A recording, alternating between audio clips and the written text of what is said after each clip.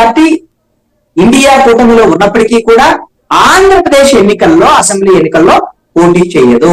Parliament ఎన్నికలు, లోక్సభలో కూడా అసలు ఈ రాష్ట్రంలో ఎన్నికల బరిలోనే నాకు తెలిసి ఆమ్ ఆద్మీ పార్టీ ఉండదు. అది వాళ్ళ స్ట్రాటజీ.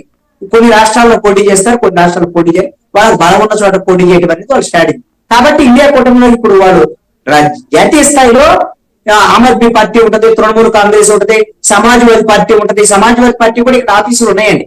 ఇప్పుడు మన హైవేలో నుంచి పోతాక సమాజ్వాదీ పార్టీ చాలా పెద్దది కనపడింది. ఎన్నికల సమయంలో అన్ని పార్టీలు వస్తాయి, జాతీయ పార్టీలు లేకపోతే మిగతా రాష్ట్రాల్లో ఉన్న పార్టీలు కూడా నేను వస్తాయి. కానీ వాళ్ళు పోటీ చేసినా వాళ్ళ ప్రభావం ఉండదు కదా.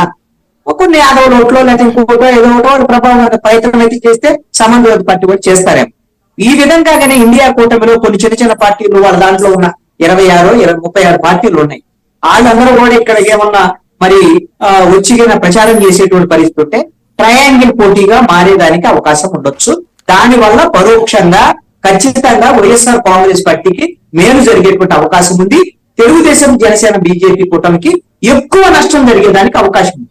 ఒక్క షర్మిల మాత్రమే, కాంగ్రెస్ పార్టీ మాత్రమే పోటీ చేసి జగన్మోహన్ రెడ్డి షర్మిల టార్గెట్ చేసి జగన్మోహన్ రెడ్డి మీద మాట్లాడేటువంటి పరిస్థితి ఉంటే అప్పుడు వైఎస్ఆర్ కాంగ్రెస్ పార్టీకి వాళ్ళ చెల్లికి అన్యాయం చేశారు, ఆవిడ కనీసం వైఎస్ఆర్ కాంగ్రెస్ పార్టీ కోసం పనిచేసింది, వాళ్ళ చెల్లికే ఏం చేయలేనటువంటి వాళ్ళు ఇక ఆంధ్రప్రదేశ్ లో ఉండేటువంటి మహిళలకు ఏం చేస్తారు, ఇలాంటివన్నీ కూడా ఇప్పుడు నారా లోకేష్, చంద్రబాబు నాయుడు, వీళ్ళందరూ, పవన్ కళ్యాణ్ కూడా మాట్లాడుతున్నారు కదా.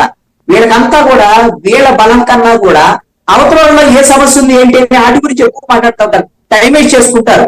ఆళ్ళ రామకృష్ణారెడ్డి అందులో చూడండి వెళ్ళిపోయాడు, అన్యాయం చేశాడు ఆళ్ళ రామకృష్ణారెడ్డి. కానీ మొన్నటి దాకా జగన్మోహన్ రెడ్డి గురించి వీళ్ళందరూ ఈ పార్టీలో మాట్లాడారు. ఇప్పుడు ఆళ్ళ రామకృష్ణారెడ్డి అక్కడికి వెళ్ళిపోయిన తర్వాత ఏం చేస్తారు మళ్ళీ ఇంకా. ఈ విధమైనటువంటి షర్మిల మీనో లేకపోతే ఇంకొకరి మీనో ఆధారపడి తెలుగుదేశం, జనసేన రాజకీయం చేసేటువంటి ప్రయత్నం ఇప్పుడు బీజేపీ మీద కూడా ఎక్కువ ఆధారపడుతున్నారు. బీజేపీ వల్ల జరిగేటువంటి పరిణామం ఏంటంటే లాభం ఎంత ఉందో దానికన్నా నష్టమే ఎక్కువ ఉండేదానికి అవకాశం ఉంది అనేటువంటి నా అభిప్రాయం సార్. రైట్. ఇక్కడ